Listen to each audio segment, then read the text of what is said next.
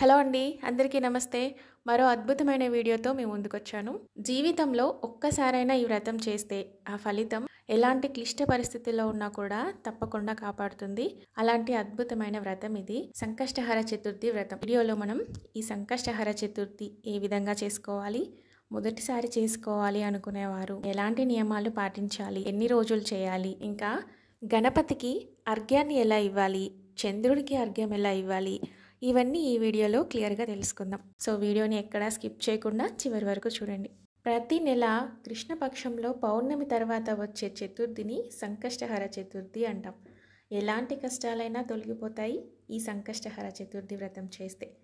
ఈ వ్రతాన్ని ఏ నెలలో వచ్చే చతుర్థి నాడైనా చేయొచ్చు, కానీ ఈ మంగళవారం సంకష్టహర చతుర్థి వస్తే మాత్రం చాలా విశేషం అన్నమాట. సంకష్టహర చతుర్థి వ్రతం చేసే రోజు ఉదయమే మనం నిత్య పూజ పూర్తి చేసుకున్న తర్వాత ఒక ఎరుపు రంగు వస్త్రాన్ని తీసుకొని అందులో 3 దోశలతో బియ్యం పోసి తాంబూలం, దక్షిణ, వక్కలు, పోకలు వేసి ఈ విధంగా గణపతి ముందుంచి సంకల్పం చెప్పుకోవాలి. అంటే మనం ఏదైనా కోరిక కోరుకోవాలి అనుకుంటే ఆ కోరిక గణపతికి చెప్పి, ఈరోజు సంకష్టహర చతుర్థి వ్రతం చేయాలనుకుంటున్నాను స్వామి, ఎలాంటి ఆటంకాలు లేకుండా వ్రతం పూర్తయ్యేలా చూడు అని ఆ స్వామికి మనం సంకల్పం చేసుకొని ఉపవాసం ఉండాలి. పాలు పండ్లు తీసుకొని ఉపవాసం ఉండాలి. ఏ తిథి అయినా మనం సూర్యోదయం ఏ రోజైతే ఉందో, ఏ తిథిలో అయితే ఉందో ఆ తిథినే మనం ఆ రోజంతా వర్తిస్తుంది అని చెప్పుకుంటాం. కానీ ఈ చతుర్థి వ్రతానికి రాత్రి సమయంలో చతుర్థి తిథి ఉన్న రోజును మాత్రమే సంకష్టహర చతుర్థిగా చేసుకుంటాం. ఉదయం నుంచి ఉపవాసం ఉండి సూర్యాస్తమయం తర్వాత ఈ విధంగా ఒక పీఠాన్ని ఏర్పాటు చేసుకొని వ్రతాన్ని ఆచరించాలి. మీకు పూజ గదిలో స్థలం ఉన్నట్లయితే అక్కడే గణపతికి షోడశోపచార పూజ చేసుకోవచ్చు. లేదు అనుకుంటే ఈ విధంగా ఒక ప్రత్యేకమైన పీఠని ఏర్పాటు చేసుకోవాలి. మనం పూజ చేసే స్థలాన్ని గోమయంతో అలికి అందంగా ముగ్గులతో అలంకరించుకొని పూజకి ఈ విధంగా సిద్ధం చేసుకోవాలి. గణపతికి గరిక అన్న, జిల్లేడు పత్రాలన్నా చాలా ఇష్టం. మీకు గరిక దొరికినట్లయితే గణపతిని మనం ప్రతిష్ఠించుకునే స్థలంలో గరికని ఒక పీటలాగా ఏర్పాటు చేసుకోండి. లేదు అంటే ఈ విధంగా ఒక జిల్లేడు ఆకును వేసి దానిపైన గణపతిని చిత్రపటాన్ని కానీ విగ్రహాన్ని కానీ దగ్గర ఏది ఉంటే అది ఈ విధంగా ప్రతిష్ఠించుకోండి. మట్టితో గణపతిని చేసి కూడా సంకష్టహర చతుర్థి వ్రతం చేసుకోవచ్చు. ఈ వ్రతం అయిపోయిన తర్వాత ఆ మట్టి గణపతిని నీళ్ళల్లో నిమజ్జనం చేస్తే సరిపోతుంది. మీ దగ్గర ఉన్న పువ్వులతో గణపతిని అందంగా అలంకరించుకోండి. గణపతికి ఎరుపు రంగు పువ్వులన్నా, జిల్లేడు పువ్వులన్నా, గరికన్నా చాలా ఇష్టం. వీలైతే వాటినే పూజలో ఉపయోగించండి. పూజలో ఎలాంటి ఆటంకాలు జరగకూడదని మొదటగా పసుపు గణపతిని పూజించి తర్వాత గణపతి వ్రతం చేయాలి. ఆల్రెడీ మనం చేసేది గణపతి పూజ అయినప్పుడు ఈ పసుపు గణపతి ఎందుకు అనే అనుమానం వస్తుంది. పసుపు గణపతి పూజలో ఎలాంటి విఘ్నాలు కలగకుండా పూజ సంపూర్ణం అయ్యేలా చూస్తాడు. విఘ్నేశ్వరునికి 32 అవతారాలు ఉన్నాయి. ఒక్కొక్క అవతారానికి ఒక్కొక్క పేరు ఉంటుంది, ఒక్కో ఫలితం ఉంటుంది. అందుకే మొదటగా పసుపు గణపతిని పూజించి తర్వాత సంకష్టహర గణపతికి షోడశోపచార పూజ చేయాలి. ఈ వ్రతంలో మనం గౌరమ్మను కూడా పెట్టుకోవాలండి. ఈ విధంగా అన్ని సిద్ధం చేసిన తర్వాత దీపారాధనతో పూజని ప్రారంభించాలి. కొంతమంది పూజలో కలశాన్ని కూడా పెట్టుకుంటారు, అది మీ ఇష్టం అండి. ఒకవేళ మీ ఆచారంలో ఉన్నట్లయితే పెట్టుకోండి. లేదు అంటే ఒక రాగి పాత్ర కానీ ఇత్తడి పాత్ర కానీ దేవుని ముందు ఈ విధంగా ఉంచి దాని నిండా నీటిని పోసి పసుపు, కుంకుమ, అక్షతలు వేసి ఒక పుష్పాన్ని కూడా ఉంచండి. దీన్నే కలశంగా భావించి కలశారాధన చేయాలి. ఉదయం మనం కట్టుకున్న ముడుపు ఇప్పుడు ఓపెన్ చేసి అందులో ఉన్న బియ్యాన్ని 2 భాగాలుగా చేసి కొన్ని బియ్యంతో పరమాన్నం, బెల్లం పరమాన్నం చేయాలి. ఇంకొన్ని బియ్యంతో స్వామివారికి ఉండ్రాలు కానీ కుడుములు కానీ నైవేద్యంగా ప్రిపేర్ చేయాలి. ఇందులో పెట్టిన తమలపాకు, తాంబూలం, దక్షిణ ఇవి మనం ఏదైనా దేవాలయంలో ఉన్న పూజారికి ఇవ్వచ్చు.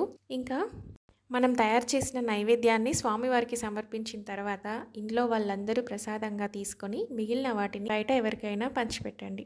గణపతికి ఏకవింశతి పత్ర పూజ అని 21 రకాల ఆకులతో పూజించాలి. ఆ పత్రాలు ఏంటంటే మార్చిపత్రం, బృహతిపత్రం, బిల్వపత్రం, దూర్వాపత్రం, దతుర, బదరీపత్రం, అపమార్గపత్రం, చూతపత్రం, కరవీరపత్రం, విష్ణుక్రాంత, దాడిమ, దేవదారు, మరువక, సింధువార, జాజి, గలడలి, శమీపత్రం, అశ్వత్థపత్రం, అర్జునపత్రం, అర్కపత్రం. ఈ 21 పత్రాలు మీకు దొరికినట్లయితే వీటినే పూజకు సిద్ధం చేసుకోండి. లేదు అంటే గరికనే 21 సార్లు వీటి పేర్లు చదువుతూ స్వామివారికి సమర్పించండి.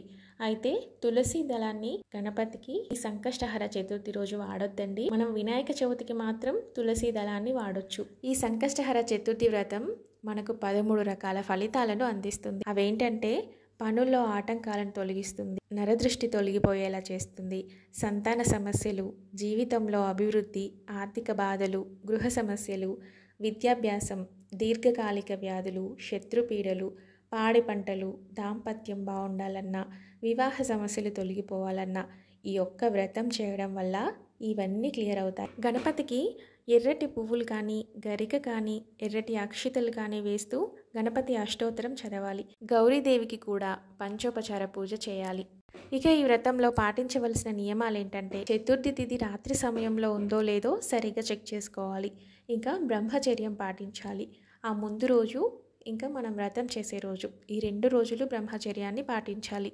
మాంసాహారం తినకూడదు, భూషయనం చేయాలి, ఎవరిని దూషించకూడదు, అనవసరమైన మాటలు మాట్లాడకూడదు, అబద్ధాలు చెప్పకూడదు. ఈ విధంగా గణపతికి షోడశోపచార పూజ పూర్తి చేసిన తర్వాత మీ దగ్గర చామరం ఉన్నట్లయితే స్వామికి ఈ విధంగా చామరం విసురుతూ పూజలో ఏదైనా తప్పులు చేసి ఉంటే మన్నించు స్వామి అని చెప్పుకుంటూ చామరాన్ని విసిరండి.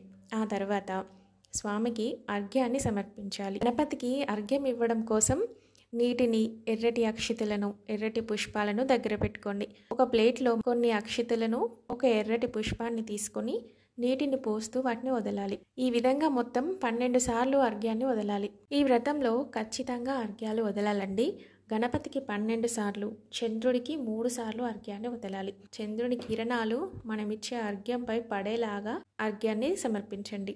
తెల్లటి బియ్యాన్ని మనం అర్ఘ్యం కోసం ఉపయోగించాలండి. చంద్రునికి తెల్లటి పాలు, తెల్లటి బియ్యం, ఇంకా ఒక ప్లేట్ వీటిని తీసుకొని ఈ విధంగా ఒక్కొక్క పువ్వు తీసుకొని కొన్ని అక్షితలు తీసుకొని పాలు పోస్తూ అర్ఘ్యాన్ని సమర్పించాలి. గణపతికి అర్ఘ్యాలు ఇవ్వకపోయినా, చంద్రునికి అర్ఘ్యాలు ఇవ్వకపోయినా ఈ సంకష్టహర చతుర్థి వ్రతం అనేది సంపూర్ణం కానట్టే. సో ఖచ్చితంగా అర్ఘ్యాలు అనేది సమర్పించండి. మొదటిసారి ఈ వ్రతం చేసేవాళ్ళు 11 సార్లు కానీ, 5 సార్లు కానీ, 21 సార్లు కానీ చేసుకోవచ్చు. లేదు అంటే సంవత్సరం మొత్తం ప్రతి నెల వచ్చే సంకష్టహర చతుర్థిని చేసుకున్నట్లయితే ఇంకా మంచి ఫలితం ఉంటుంది. సంకష్టహర చతుర్థి వ్రతాన్ని మనం సంపూర్ణం చేసినట్లు అవుతుంది. ఈ వ్రతంలో మనం తప్పకుండా 3 వ్రత కథలను తెలుసుకోవాలి.